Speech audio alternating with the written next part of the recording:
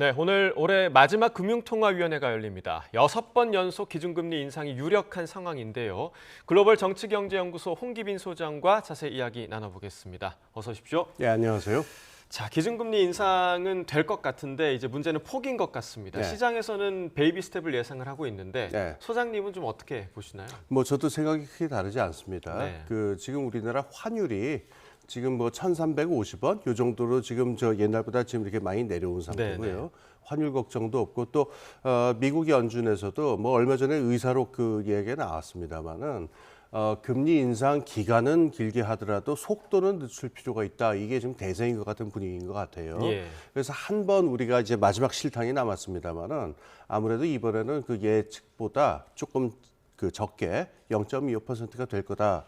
시장의 그 예상이 저는 타당한 것 같습니다. 네, 환율도 어느 정도 떨어졌고 미국에서도 지금 그런 시그널이 나오기 때문에 그렇습니다. 베이비 스텝이 예상된다라고 이야기를 해주셨고 그런데도 불구하고 이제 베이비 스텝도 결국에는 금리를 올리는 거잖아요. 그렇죠. 그래서 이제 이자 폭탄, 예. 예를 들면 대출을 받으신 분들에 대한 이자 폭탄 우려가 끊이지 않고 있습니다.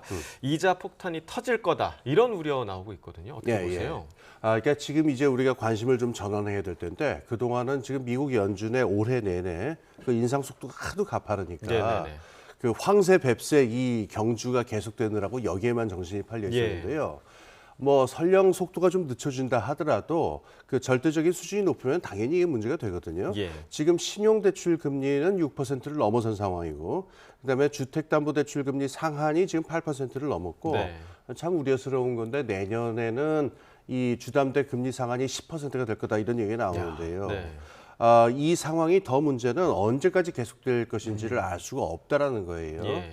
그러니까 이게 몇 달 있다 내려와주면 좋은데 이게 내년 내내 계속되면 어떻게 할 것이냐. 그러니까는 이게 누적이 되면서 그 대출금리 상황, 이제 비폭탄 얘기가 나오는 것 같습니다. 네, 그러니까 이제 소장님 말씀하신 것처럼 이게 도대체 언제까지 갈 것이냐가 가장 걱정되는 부분인데 정부에서도 이제 코픽스 상승세 때문에 걱정을 하고 있는 것 같습니다. 금리 인상 말고는 다른 필요한 정책이 좀 없을까요? 지금 그동안 이야기됐었던 건 이런 게 있어요. 그러니까는 그 변동금리를 갖다가 고정금리로 전환하는 그게 있긴 있는데 이 수혜를 볼 수 있는 폭이 굉장히 좁았어요. 이걸 좀 늘리자 이런 얘기가 있었는데 저는 지금 좀 회의적인 게 지금 같은 그 초기에는 모르겠는데 지금 같은 상황에서는 이게 오히려 지금 형성되는 시장 상황을 갖다가 교란시킬 수도 있고 그래가지고 참 지금 마땅한 정책이 애매한 상황입니다. 아마 우선적으로 그 취약계층에 대한 어떤 그 배려를 하는 그것부터 먼저 해야 될 것부터 해야 되는 게 아닐까 이런 생각입니다. 예, 지금 그런 말이 나오고 있더라고요. 역 머니 무브가 시작이 됐다. 역 머니 무브 뭐라고 좀 정의를 할 수 있을까요? 아마 괜히 어려운 말을 사람들이 많이 써서 그런데 위험자산에서 안전자산으로 넘어간다는 얘기겠죠. 이 대목에서 조금 교과서적인 얘기지만은 케인즈 얘기를 잠깐 할게요. 이 사람이 얘기했던 화폐 이론의 아주 중요한 얘기가 사람들이 화폐를 원하는 이유는 화폐에 대해서 그 자체로 사랑하고 아끼는 마음이 있다는 거예요. 헤어지고 싶지 않다, 애인처럼. 그래서 헤어지게 설득하는 유일한 방법은 수익률인데 이때 수익률이 높아야 그래, 이 정도는 놔줘야지 하면서 투자를 할 수 있잖아요. 문제는 이 수익률이라고 하는 게 자산마다 다 다른데 은행에 우리가 돈을 맡기는 그 수익률이라고 하는 거는 위험이 전혀 없어요. 그러니까 사랑하는 애인이라 하더라도 아주 안전한 데 갖다 놓고서 볼 수 있으면 항상 볼 수 있는 게 은행 예금이잖아요. 그런데 여기서 수익률이 높아버리면은 다른 좀 더 위험하고 좀 더 리스크가 있는 투자 쪽으로 사람들이 돈을 보낼 리가 없잖아요. 그렇죠. 지금이 바로 그런 상황입니다. 그러니까는 가장 안전자산인 은행의 금리가 높아지게 되면은 이 수익률이라고 하는 거는 사랑하는 돈과 헤어지는 데 대한 웃돈, 프리미엄인데 이 프리미엄에 대한 평가가 너무 높아지게 되니까 사람들이 그냥 다 은행 쪽으로 다 가버리는 거예요.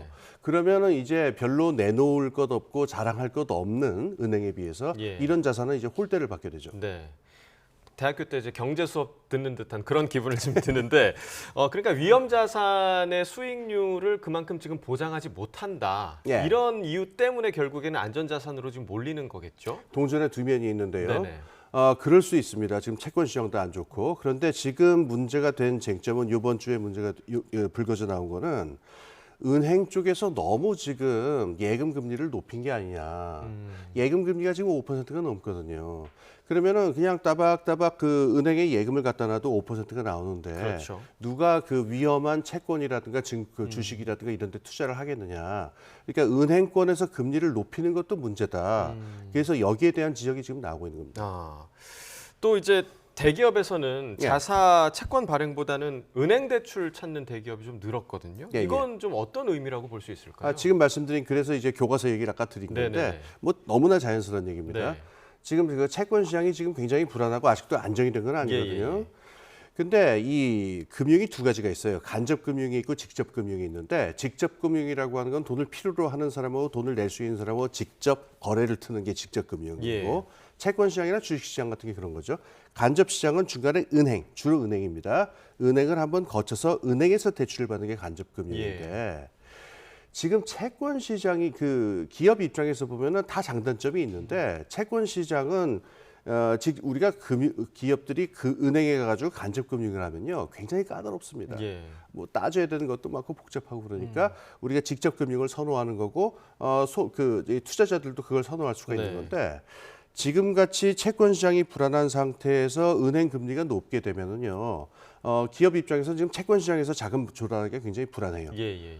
결국은 지금 뭐 울며 겨자 먹기든 여러 어떤 불편함을 감수하더라도 간접 금융으로 갈 수밖에 없어요. 네.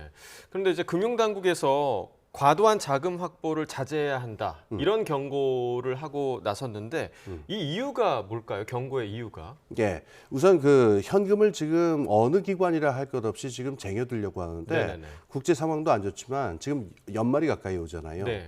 이러면 이제 회계가 가까이 오니까 각 금융기관들이 현금 포지션을 갖다 강화해야 이게 그 높게 나오기 때문에 예. 현금을 지금 확보하려고 그래요. 근데 이 상황에서 은행까지 만약에 그 이걸 예금 금리를 높게 해가지고서 가져오게 된다. 이러면은 그 현금하고 거리가 있는 종류의 금융시장은 위축될 수밖에 없죠. 예. 그게 지금 그 당국에서 이런 발언을 하게 된 계기입니다. 그렇군요. 그렇다면 이 역머니 무브 현상, 그러니까 안전자산으로 몰리는 이 현상이 언제까지 좀 지속될 것으로 소장님은 예상을 하시나요? 바로 그렇습니다. 우선 그 궁극적인 원인은 그 전 세계 경제 또 우리나라 경제를 둘러싼 불확실성 때문이거든요. 그렇죠. 이러면은 사람들이 아까 말한 대로 돈하고 헤어지기 싫어하잖아요. 이게 근본 원인이겠지만은 지금 당장은 뭐냐면은 사실 은행은 파산하지 않아요. 그러니까 교과서적으로 보면은 은행도 뭐 민간 기업이고 주식회사니까 파산할 수 있지 않느냐. 현실적으로 지난 한 20년의 경험을 보면은 은행이 파산한 주요 산업 선진국은 없어요. 예. 그러면 이런 기관에서 굳이 이렇게까지 지금 이 상황에서 예금 금리를 올릴 필요가 있느냐. 그러니까 궁극적으로는 장기적으로는 경제 전체의 불확실성이지만 우선은 좀 더 안정적이고 정부의 그 확실한 보증을 받는 기관들이 자제할 필요가 있다. 이게 아마 정부 당국의 그 인식인 것 같습니다. 맞습니다. 그러니까 금융당국에서는 이제 업체 간 경쟁을 자제하라 네. 이런 입장을 내고 있는데 그 이상으로 좀 대책이 필요한 상황이 아닌가 싶은데 어떤 대책이 좀 필요하다고 보시나요? 사실 지금 어떤 대책을 얘기하기는 힘들어요. 지금 아까 말씀드린 대로 지금 연말이 다가오고 있고 지금 그 현금 포지션에 대한 저거는 다 있기 때문에 당장은 힘들 것 같고 중장기적인 대책은 뭐 다른 차원에서 얘기할 것 같습니다. 네, 알겠습니다. 자, 여기까지 오늘 말씀 듣도록 하겠습니다. 글로벌 정치경제연구소 홍기빈 소장과 이야기 나눠봤습니다. 고맙습니다. 예, 감사합니다.